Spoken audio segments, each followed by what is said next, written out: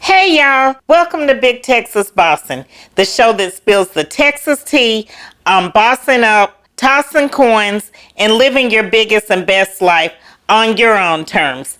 I'm your host, Lalanii Wilson Jones. It's time for Big Texas Bossin with Lalanii Wilson Jones. Spilling the tea on Bossin Up. As a C-suite CEO, serial entrepreneur, and a highly motivated mogul on the move, which are very much who I am and tantamount to my life and persona, I'd be remiss not to include a lifestyle element to the Big Texas Bossin podcast. Our lifestyle segment gives me the opportunity to dive into topics that mean something to me and pique the interests of my audience. We touch on a myriad of subjects that include single life, vacationing, and celebrity lifestyles. The lifestyle segment will certainly leave you intrigued, pondering your journey, and vibrating higher to include the possibilities. Right now, there's so much going on around us that I'm passionate about. I can't wait for the podcast to evolve so that I can share and discuss the hottest lifestyle topics with you that may include executing in a pandemic, early childhood choices, and creating the peace of mind you deserve through well-being. Subscribing and watching us on our Big Texas Bossin YouTube channel is mandatory. Please follow us on our socials at Big Texas Bossin and visit our website, bigtexasbossin.com. What I can promise is that whether you are watching Big Texas Bossin on YouTube or bigtexasbossin.com, streaming directly from Apple Podcasts or Spotify, I will be spilling the Texas tea on living your biggest and best life, and I'm elated that you decided to take this journey with me.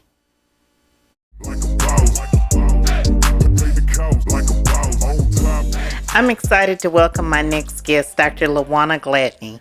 Dr. Gladney is a successful psychologist and life strategist with a doctorate in instructional psychology and technology from the University of Oklahoma. Her degree not only focuses on human behavior, but how the brain processes information that will lead to a change in behavior. Since the early 1990s, she has studied and researched what stimulates the mind to motivate people to change their behavior and how changing your mind will lead to success.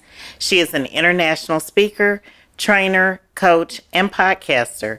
Her audiences expand the globe, sharing the message of emotional health, success, love, and using the power of your mind to change your behavior. She is the author of more than 10 books, and she hosts an international visual and audio podcast, Single Life with Dr. G, Dating Over 40. Welcome, Dr. Lawana Gladney, to Big Texas Bossin. Oh, I'm so honored to be here. Thank you so much. Thank you. We are so glad to have you. What does it mean to be a successful psychologist? Well, it's a success psychologist, and it's always a tongue twister because, when you say the word success too fast.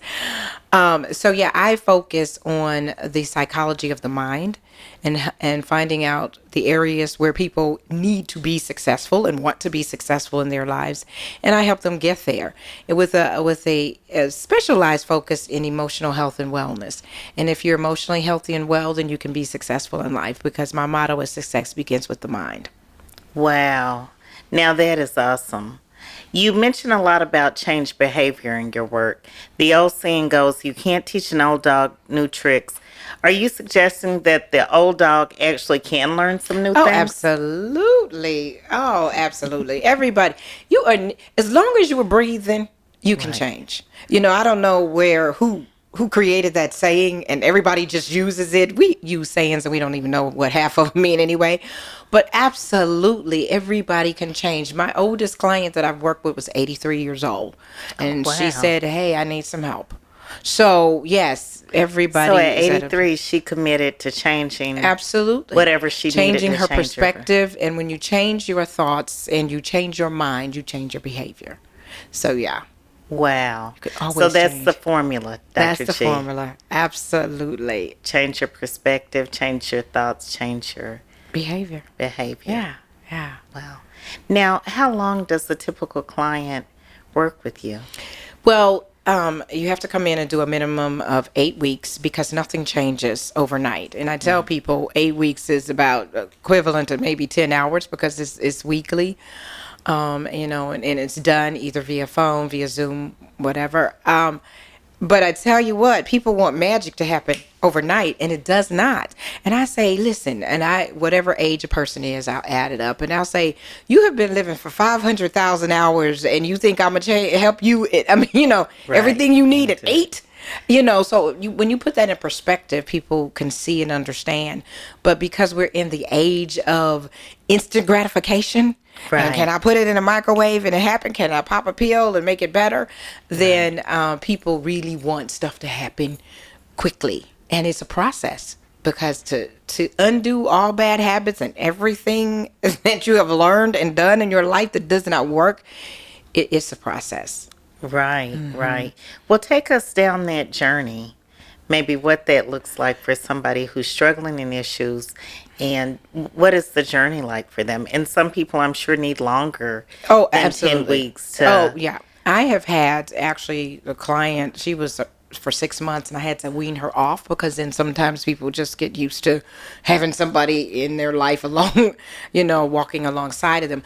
But the journey looks like, we do assessment to find, so it's not the traditional clinical psychology route. Okay. I didn't do that route because I felt like I had done so much research and I created programs that I would change people's behavior, not you just come in and have a conversation and talk to somebody about something, which is great. So I'm not knocking that in any way. Right. I just had a focus that I wanted people to be different.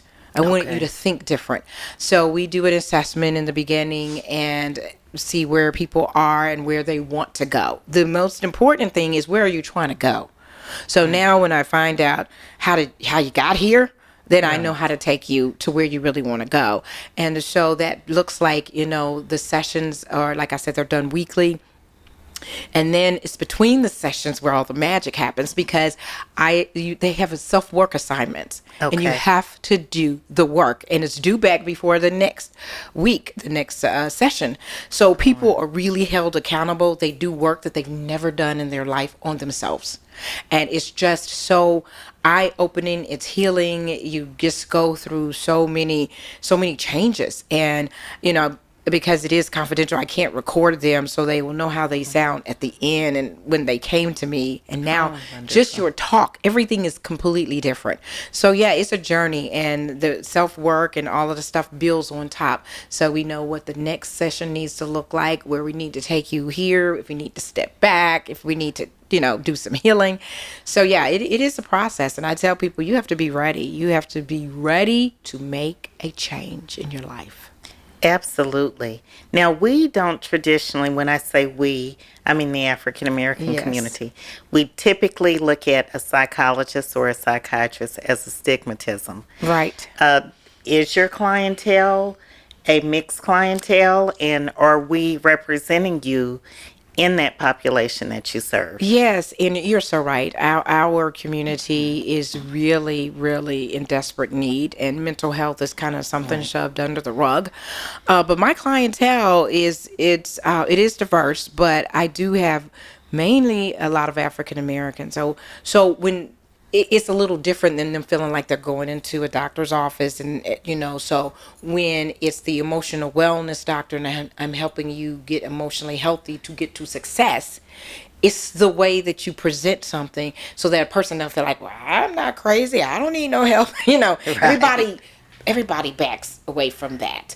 And so when I understood how to get to people's minds, so that I'm not saying that, but saying, yes, you do need help. We all need help. Right. So yeah, it opens up the door, and people say, oh my gosh, I need you so badly because I want emotional wellness. Right.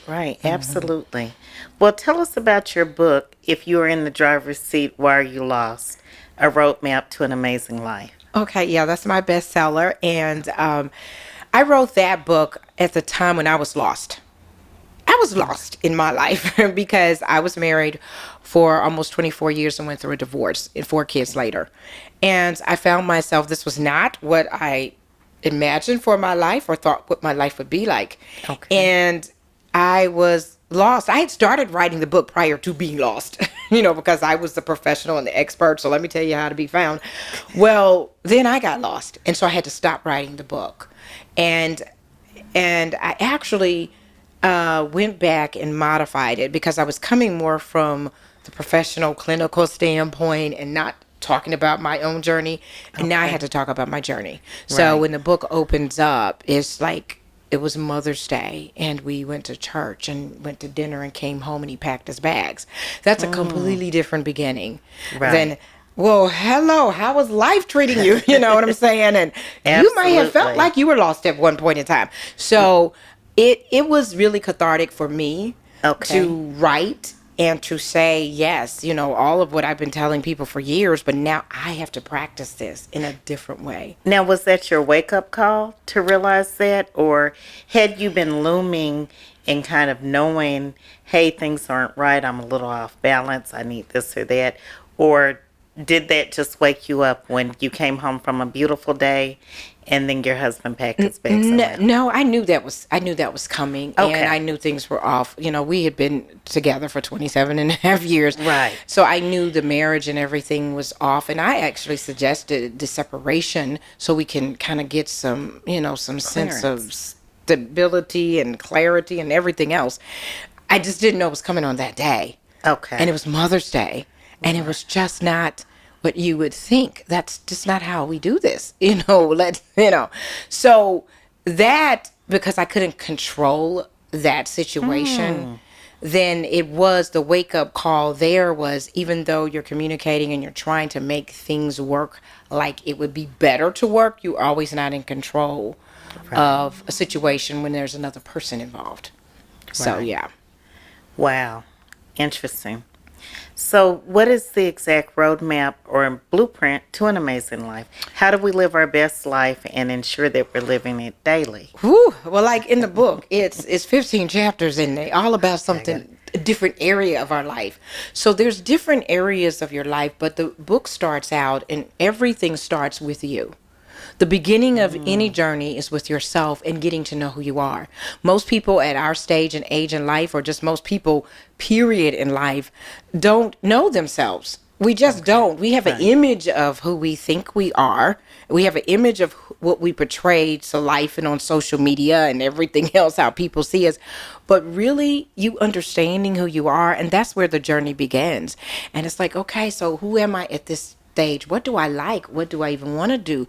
Where do I want to go? People don't know those kind of questions because they don't ask. They just say, well, I'm not where I want to be. I don't have the job. I don't have the money. I don't have the this. I wish I had.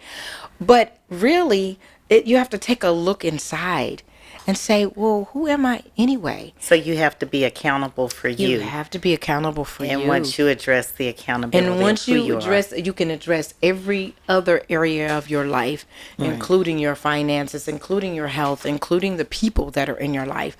A lot of times, it's the people that are in our lives. And I have one chapter that is on the toxic relationships and the people that we have in our life that hold us down, that keep us in a jaded world, because maybe these people are making you believe you're somebody who you're not, or you found yourself intertwined in somebody and you've lost yourself.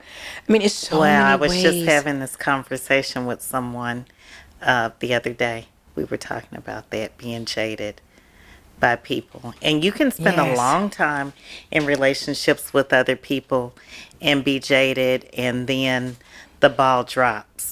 The ball drops. You wake up, you realize that they weren't who you thought you were. Yeah. They were, and you weren't who you thought you were, as a result of them. Or you became the person for them. Right. So, that's even in girlfriend relationships. It doesn't have to be the romantic relationship that you change and transform. Right. But in some of the relationships you may have with your female friends or guys with their guy friends, they morph into something different. And when you're separated from that person, you can now be who you are, who you're meant to be, and be yourself and rediscover that. So much of that journey starts there. Absolutely. So your therapy obviously teaches people that it's okay to cut the ties. It's okay to go into new circles. Oh, or it's okay to be by absolutely. yourself Absolutely. and figure yourself out. And I help people to cut the ties. And I've had to do that myself. And I do evaluations on relationships every 6 months of whoever's in my life. Are they bringing wow. value or are they not? And will they get energy or will they get high, medium, or low energy? Some people get none. So, you have to do that in order to keep yourself at the space where you need to be so that you can have that amazing life. If not, I'm telling you, people just creep in there, distract you, weigh you down. And I've just had to do that with a longtime friend, unfortunately. And it's like, Wow. what's going on here? This is really not what I need. But it's a way to do it gingerly, because I never suggest to people to burn bridges and say, you know what, you jacking up my life, so you have to go. That's not how the situation works. Right, But there's a way to do that so that you can clear your space in your head and find out who you really are. Right. So it's fine to cut long-term ties. Yeah. Right. That serve you no purpose. Yes, Okay. absolutely. Awesome. With all the knowledge you help other people apply to their daily lives, what do you tell yourself when faced with life's challenges and setbacks? Ooh. We talked a little bit about the separation with your husband, but I'm sure there have been other things. You talked a little bit about your friend, long-term friend you cut off. What has happened to you, and what do you tell people? What do you tell yourself when you wake up, Dr. I have G, to tell day? myself every day. And I tell people that emotional wellness, the process of emotional wellness, is a daily, hourly thing. Wow, Because you can hourly. you can be feeling great. I can be feeling great and on the way to the studio, and then there was a big wreck, and it just threw me. And I was like, well, this is going to make me, I don't like to be late. I'm going to have to reroute and recalibrate. And I talk about that in the book, how we have to recalibrate so often in our lives. So when I wake up, I tell myself this is going to be the best day ever, first of all, because you have to say that, you have to believe it, put it out there. Because most people wake up, oh, it's another day. I'm so tired. Here's Monday. Oh, no. Well, then, of course, that's where your mind is, and you're going to behave in that manner. But when I come up against stuff, which I do even more often than people, because when you're out here giving a message, you are put through the test of, do you really believe what you say? People can tell if you're genuine and if you believe what you say, or if you're just a talking head.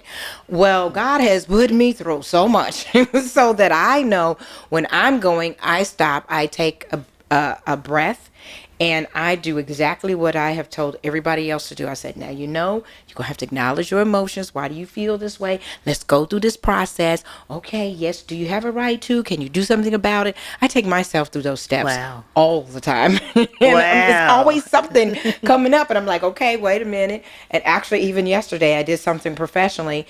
And, something didn't go so right. The people kind of messed it up. And, I knew I needed to have a conversation with them. But yesterday was not the day to have it, because I had emotions involved. And I said, once I go to sleep and I wake up, the day will be refreshed. Right. And your counter sets to 0 every day. So this is a new day. So I am going to have the conversation with them today when it's not so emotional, and I can just be logical in my conversation and say, this happened, and this should not have happened. So what do we do about this next time? So again, removing the emotions and the feelings, because our feelings are all over the place. And you know that as a woman, we can have feelings all over the place. Right. Yes. Right. I do try to keep mine personally in check. And so I'm known as the ice queen. But, I've seen what emotional women look like. Super emotional, medium, but I definitely try to keep a control on myself. Occasionally when things have escalated to a point of no return, there is a different side of me that comes out.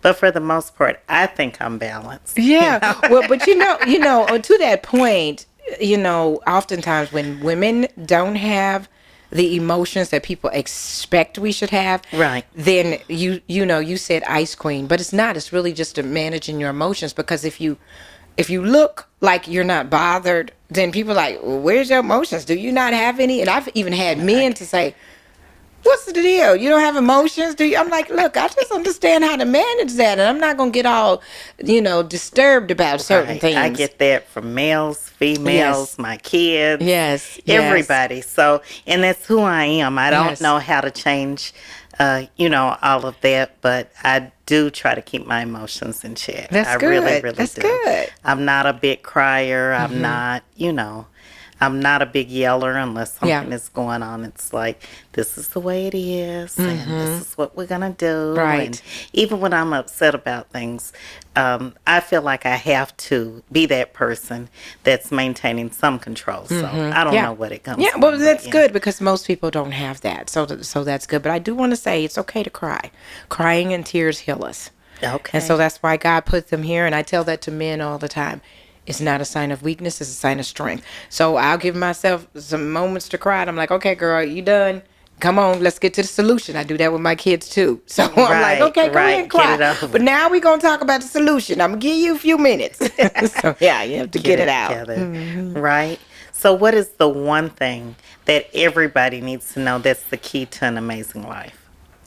I believe the one thing is that you are in really pretty much control of your life and your destiny.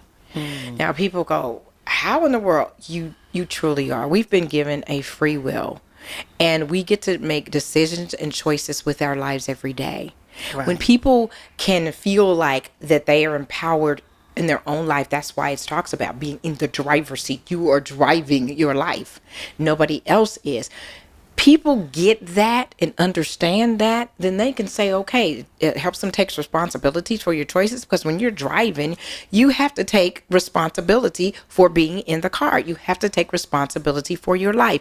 If you change this lane, if you went this direction, if you went the wrong way, if it's some things you can't control, construction, the wreck that was happening, can't control it. But guess what I did? I said, need to go another route. Let me back up. I almost was having a wreck trying to get off. I'm like, oop, don't get off. Keep going. So when people can understand they're in full control, and 75 to 90% of all your sickness and disease start with emotions and stress. So when people understand that you're in control of your health as well, all of the diseases and stuff, not all of them, but for the most part, the majority, it's because of your emotions and stress. Wow. And it's housed in your body. And you control that makes people powerful. When you're talking about having a superpower, that helps people to know, you know what, I can do something different with my life. It's not my mama's fault, my daddy's fault, whoever, my boss had fired. It's not their fault, Right. It's mine. That's wonderful. That's wonderful. And I know I stated that I was known as the ice queen and my emotions are low, but I will speak to my health. It's excellent. I'm not on blood pressure medicine. I'm not on any cardiac medications. I don't have any long-standing illnesses. My worst thing would be sinuses, that I have, and those are seasonal. So I am blessed. And maybe that's the key. Maybe it is based on what you say. It is so much of the key. Yes. Absolutely. Okay, let's talk about your international podcast that you host, Single Life with Dr. G, Dating Over 40. I'm newly single myself, so I'm definitely tuned in closely to what you have to say here. What inspired your podcast? Well, the podcast actually came from the book that I wrote called The Power of Attraction, Getting the Man You Need, Not Want. And the one you need, not the one you want. And so actually it was a course first. I created this course because so many women, I was just seeing it here out in the single world. And I've been out here for 11 years. And I was finding, so I wasn't trying to be married or in a relationship. I was, tied down for a long time. So here I was just out here wanting to have a good time. But I saw that so many women were wanting to be married in a relationship, and it just wasn't happening. And I'm going, they're beautiful, they're successful, what's going on? Right. And the more I worked with women, the more I knew that it was something inside themselves, and it's the energy and everything they're putting out. So I created a course. And a colleague of mine said, hey, you need to write a book with that, because the women will get the book first before they take the course. Right. So I wrote the book, and then sprung from there all types of events and everything. And when we got shut down in COVID last year, it was like, okay, well, how do you still reach your people? You can't do all these events. So that's when I said, and people have been asking me to do podcasts for 2 years. And I was like, oh, no, I did a radio show. I did do TV stuff. And I just thought it was so simple. We're at home. Let me do this podcast. And so what do I call it? I could talk about so many things, as you were talking about, success begins with the mind, the marriage. I could talk about so many things. And I said, what is that thing? And it's like the single life with Dr. G, dating over 40. So it's been a tremendous ride. We're now in 57 countries and over 1,000 cities. Oh, wonderful. And so, congratulations. yeah, we are just, people are hungry for information. They're hungry for something that will help them. And I wanted to just deal with over 40 because I felt like when you hit 40, we all know it, and something happens in your life. And everybody can tell you when they turn 40 what happened. And then when you turn 50, the same thing happens. Something else happens. It's these memento birthdays that there's some feeling that happens. And the men are different and the women are different at that time in your life. You're not in your 20s and 30s. Right. You develop and you feel like you are at a more mature level. And so, I just thought we need to focus on the really grown people, because at this point, you're in a place where relationships are more than about what's physically available or what you can see. Right, right. So give us the tea. What is it really like to be out here dating over 40? So, it's funny. What is it really like? Well, you want and are we considering single like... Is single like not married, but you may have a commitment, or is single? So it is so funny. And I tell people, I said, only in a single world can you have 5 or 6 different things and nobody really knows what it means. I created a word called synaried, which means you're single but not married. So it's this measure, but you have somebody. A lot of times people out here, they are not married and they're not in a relationship, but they have somebody. So that's what's called synaried, because they're not really single, they're not really married, but they have somebody who they're accountable to. Who's like, if somebody saw them out, I saw you with her, what are you doing? I saw you with him, that kind of thing. So they're accountable and have to answer questions. So however that person fits in your life, then they're there. But most oftentimes people say, I'm not really in a relationship. I'm just kicking in. I'm just hanging out. We just friends. We friends with benefit. People say all kind of stuff. Fringes. I've heard all of the words and it's hilarious. So really the single life, when I focus, I'm trying to help people get in healthy relationships if that's what they want to do. But also if you just want to date, because for me, it's just all about having fun, but to have fun without drama. Right. And people don't know how to do that, because most of the time people are looking for a relationship. So they make it so serious. And I'm just all about just having fun. If you only go on 2 dates with that person, did you have a good time? Did you have fun? Okay. But most people are like, well, I'm dating with a purpose, and all of that is great. So I just kind of help people where they are. Okay. Is it that you are wanting to be in a relationship or not? Where are you? And most people, again, don't know. They don't take the time to say, what is it that I'm really looking for? And women and men both, still over 40, get stuck on the physical attributes. And I know men are visual and they say that all day long. But at this stage, things start happening and changing in our bodies. You may get a knee pain. You may have back aches. Things just start shifting and changing. That's something we can't have control over. Right. And it's like, listen, if that's all, you already know that is not going to last, the physical aspect. But, everybody, well, you got to be attracted to the person. I mean, I hear it all. And it's so funny. But I'm like, what do you really need at this point in your life? But you have to know who you are and know what it is. What that means is somebody that will balance you. So I know exactly the type of person that balances me. And when I meet all these great men out there, they may be great, but they're not who I need. They may be fine as all get out, but they're not who I need. And I know how to keep that moving and not make an issue of it just because, oh yeah, it's great. You want to be a cute couple. No, you're not what I need, so I'm not going to waste my time. I don't have time to waste, Right. So tell us what it's like for you in your adventures. dating after 40? Well, so since I don't really date, if you will, because I'm not looking for a relationship, it's not that don't go on dates. Okay. I will go and meet people, but so like I did some online dating research. And I had never done it. A lot of my clients were like, well, Dr. G, what do you think about the online dating and blah, blah, blah. It's so hard to keep up with. It is. It's like a job. Right. Well, I started doing it because, eventually the relationship site that I'm creating, and I was like, well, let me find out what's out there and how this works. So that was interesting for 3 months. And I'm telling you, I went on so many dates because I was doing research. I left it open in case I met somebody. But for me, the whole dating thing is really about, and the guys are like, am I going to be in your book? I said, the book is already written. But of course, I'm finding out some more information. Like, why are you on a dating site? What are you looking for? All of those kind of things. So for me, it's not that, oh, I'm trying to go on dates. Some guys I'll meet and say, hey, why don't we meet out for drinks? Oh, sure. And I'll tell my friends, oh, I met a guy. And they say, you and yo not really dating. And I'm like, because it's not that deep for me. It's like, okay, let me just go. Great. It's not like, oh, I'm going to go. Because I'm not trying to impress anybody. I don't want you to try to impress me. We're just two people going out and we're having conversation. So that's what it's been like for me. And it's really a interesting journey when you're a woman out here wanting to have fun, but not really looking for a commitment. Men are not used to hearing that. They're not used to hearing because they run into so many women who do want a commitment and are looking for something else, another level. And when they meet somebody who just like them, I'm just trying to have fun. Aren't you just trying to have fun? Right. They don't know what to do with that.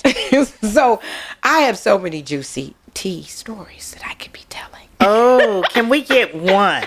Can we get just one? What is your advice for people over 40 who have never been married? And you can tell us that through a tea story. Well, okay, those are separate things. Hot tea story. So the advice for women that have never been married, because generally a woman desires to be married. I have met only a very few who have not wanted to ever be married, but most of them do. And again, it's take a look at yourself. Take a look at what is the energy that you're putting out. That's why it's called the power of attraction. There is something to, remember when I said your mind and what you think and your perspectives, it makes you behave a certain way. We give off energy. And women give off energy. And I said, some of y'all's energy is crappy because you can't even smile at me and act warm to me. You know what I'm saying? And so imagine how you're looking at a guy who you're like, I don't, And so I tell people, you got to really take a deep look inside. And then the type of man that you are attracting, because a lot of times I keep saying, well, Dr. G, I keep attracting the same kind, and he's this and he's that. I'm like, well, you're putting out that energy that says, hey, come see me. That's okay. You can come over here. I'm that type of woman. So it's really hard for people to say, the woman to say, because I keep saying the woman has the power. You have the power. They chase us because they see something that they want. We have that power. And women don't understand what that means to be a gift and to carry yourself in that manner without an arrogant, like, you don't know, I'm the queen. You don't have to walk in like you're the Queen of Sheba. Right. If you know that, you walk with confidence. Right. And the man knows when he comes up to you how to honor you in that way, because you are, exemplifying that queen behavior and energy. So that's what I tell women, how they need to get themselves in a space to really look inward. And that's what this book does. It takes you through actually the work. And you have to look at yourself. You have to look at your confidence. You have to look at your own self-love. A lot of women are bitter at this age, and they've gone through so many hurts and pains, and they carry that. So every man, they almost sabotage the relationship because they like, he gonna be just like everybody else. You know what I'm saying? Right. And they put that energy out there, and if he's good to her, she's like, what does he really want? Something's wrong. You're not used to that kind of thing. And so you really have to look at yourself. And I tell people, I can tell you in 10 minutes what's wrong, what you're doing, what you need to do differently. Yeah, I can tell you just like that. Yeah, so. Nice. All right. Well, can you tell everyone how they can follow you on social media and give us your website? Absolutely. So I am on social media, on all of the social media platforms, the same at Dr. Gladney, DrGladney. Facebook is Dr. Gladney. We have a single life group. We have a private Facebook group, Single Life for Dr. G, Dating Over 40 on Facebook. So you need to join that, because that's where we do a lot of inside talking. And we just had a single life party event, meet, mix, mingle, and match. And so we did make a match. So we'll be having more events coming. So definitely at Dr. Gladney on Instagram, at Dr. Gladney on Twitter, Dr. Gladney on LinkedIn. I'm everywhere. And my website is drgladney.com. That is awesome. Yes, and that's where they can get the book. I make it very easy for people to find me. Okay, so all of your books you can get on the website. All of the books you can get on the website at drgladney.com. Okay, do you have them in e-reader format, or is No, there I purchase? don't. They need to purchase it, because they got to do work. You can't Right. be reading. You need the power of attraction, and even if you're in the driver's seat, they both have things and activities that you want to write down, because when you write stuff, it makes a difference. Right, it does. It sticks with you. Yeah, it sticks with you. Okay. We do have a parting gift for you. All of our guests on Big Texas Bossin are getting a chocolate cowboy hat. Oh, wow. This is so cute. Thank This you. is so cute. And we've also got a Sugar Mama book for you. Okay. Myself and Trevion Davenport are the co-authors of the book. Oh, and wow. so it's a fiction book, but I think that you'll enjoy Kaylani Jennings' saga. Okay. Oh, wow. yes. Thank you. And look, I bought a gift for you. Oh, you shouldn't have. I did. I bought you my book. Thank you. Now this is what I need. I Of was gonna attraction, getting the man you need. I want. All right.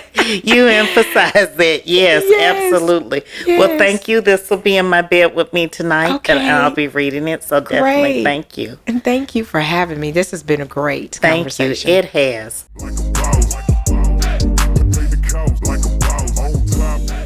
I'm very excited to welcome a pioneer in the clean energy space. Hello. Hey, Lalanii. Hey. How are you? Good. How about you? I am wonderful and so happy to be on here with you. Well, thank you. We're all in for a treat. Natalie King is not only an industry groundbreaker as a woman and CEO of color, creator of the concept behind the Dunamis charge. The Dunamis Clean Energy Partners, founded in 2012, is a woman-owned MBE certified full-service multi-million-dollar energy consulting firm specializing in green energy and environmental solutions. Dunamis serves commercial, industrial, and municipal clients, both domestically and internationally. Let me start by congratulating you on being recognized as the first and as a finalist in the European U.S. Entrepreneur of the Year Awards program in 2021, Michigan and Northwest Ohio program. Wow, how did all this come about? Oh, years and years of perseverance and work. So the EY program is actually the Ernst & Young program that recognizes several entrepreneurs that are in high growth sectors of industry. And so I was nominated as a part of that program, and I made it to the finalists. I'm one of 26 companies in the Ohio and Midwest region that's being considered for that award. And it's just been, how did I get here is purely God and nothing but. And so I've been working at this for a very, very, very long time, and just persevering and continuing to make it happen with the vision that God gave me. To be in this industry. There's not a lot of us in it. Right. And I would not think that there were a lot of women. So what in your mind said, this is the industry that I need to go into? You know, I often think that that's more serendipitous than anything. It wasn't like I had some brilliant concept and had, came up with this myself. It was really just pieces that God put in place in my life. I'm an attorney by trade. I have no engineering background or technical background, but I ended up starting a solar company with my then husband, who's now my ex-husband, back in 2007. And it was based upon a mutual colleague of ours wanting to invest in a business that we were going to start.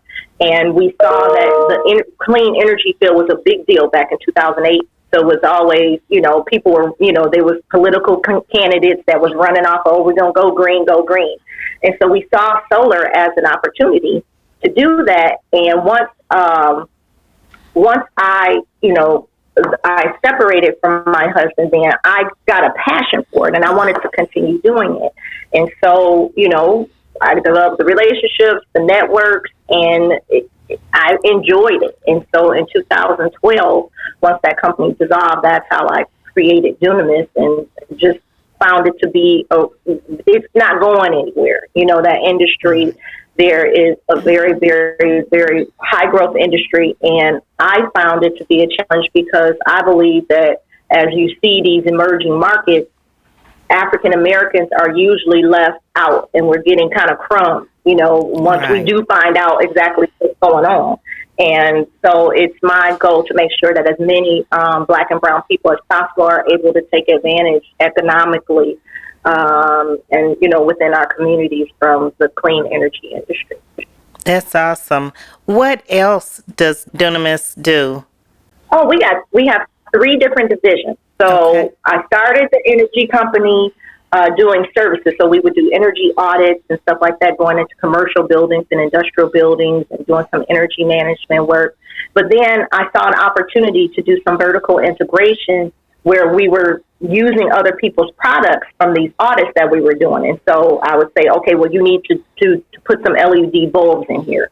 And so I made a decision I was going to create my own bulbs and put them in there. So I began a lighting manufacturing division in 2015, and that expanded. And so right now we are doing another vertical integration, launching Dunamis Charge, which is our electric vehicle charger product line. So we're the first Black woman-owned electric vehicle charger manufacturer in this country. And so we're really, really excited about that part. Oh, yeah, that is phenomenal. Now, tell me, where are your charging kits going? Are they going in the car, or are you creating charging stations? We're creating the charging station. And so we'll be manufacturing those here in Michigan.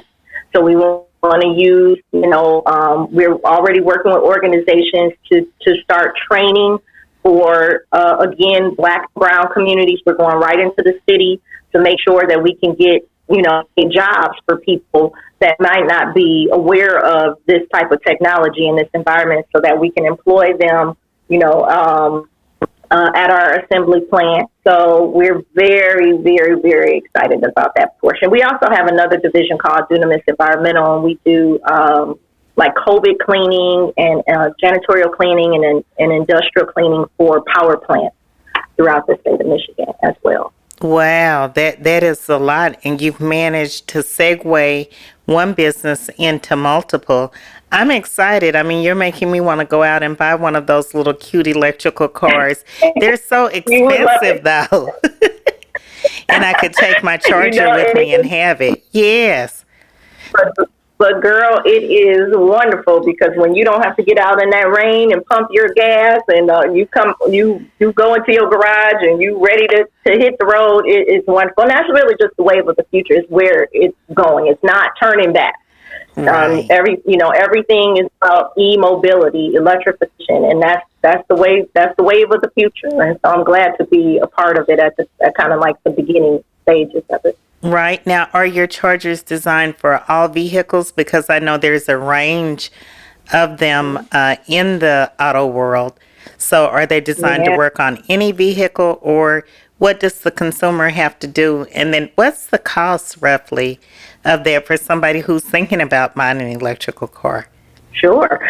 Yes. So we're doing all of our engineering and design, and we're building them to be agnostic, meaning that you can use them on any electric vehicle.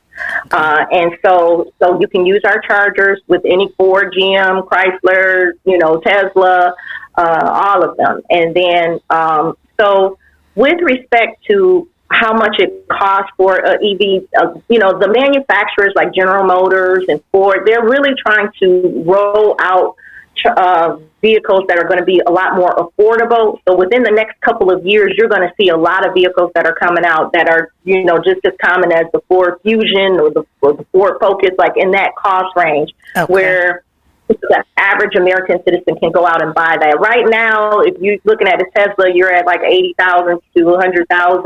They are more expensive. They have some, some models that you can get for 40, 30, 40, or 50, from Ford and, Nissan and, places like that. But it's going to come down. The cost of it is going to come down, and and the cost of the chargers themselves are going to come down as that technology advances. So a charger to put up in your home, in your garage, just the basic model is about $600. If you get a more advanced model with Wi-Fi and all of that stuff, which we are building, it'll be, closer to 100 or 900 or something like that. But, very, very economical based upon what you can save, from gas prices.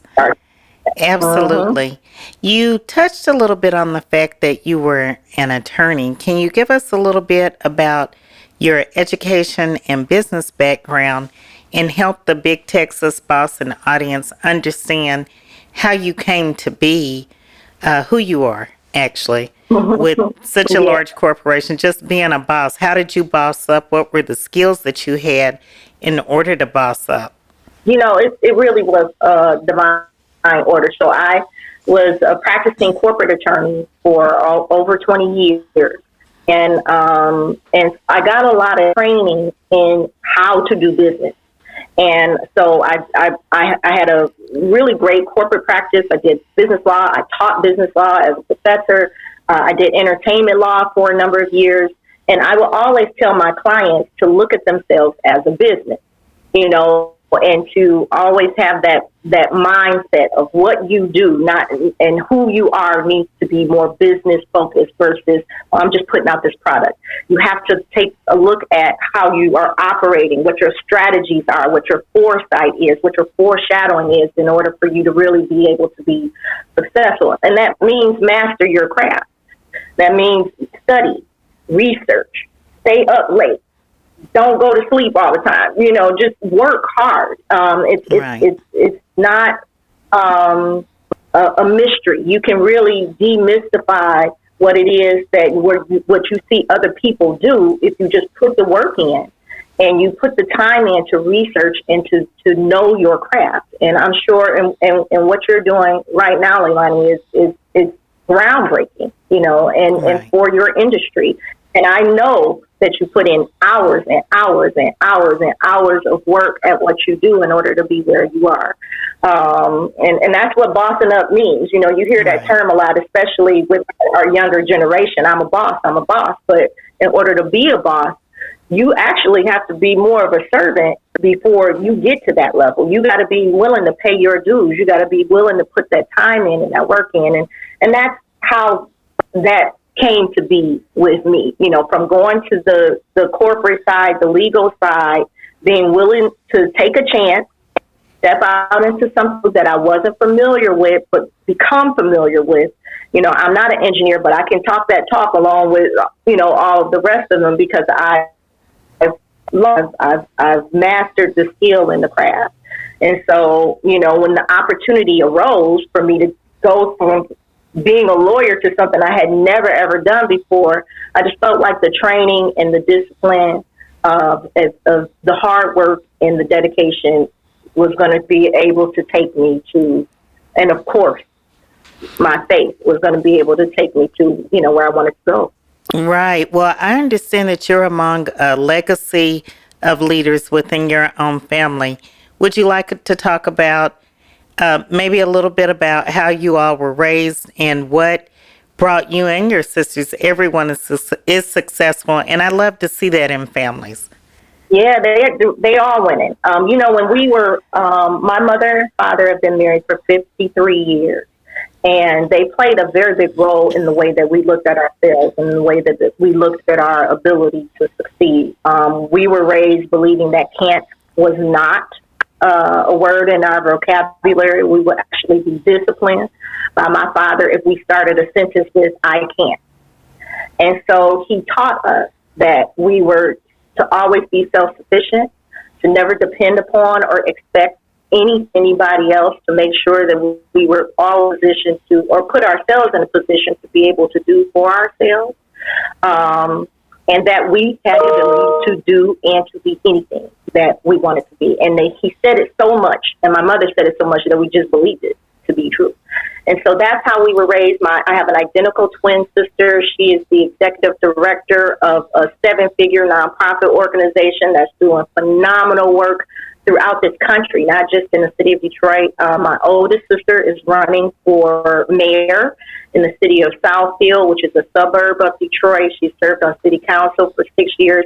My other sister, the middle child, is doing it. She is an entrepreneur. She owns a company called Lavender Mobile Spa, and she has actually a company in Dallas as well. She's branched off into Dallas and in Grand Rapids, and she's branching off into some other southern states. So she's run that business for about a decade, doing very, very well, providing mobile spa services to corporations and hotels and spa parties. And so, it's been a blessing. We have a family of entrepreneurs who just based upon the belief that we can do it. Right. That is awesome. You were honored as Michigan Chronicle Woman of Excellence, names among most influential African-American women in metropolitan Detroit.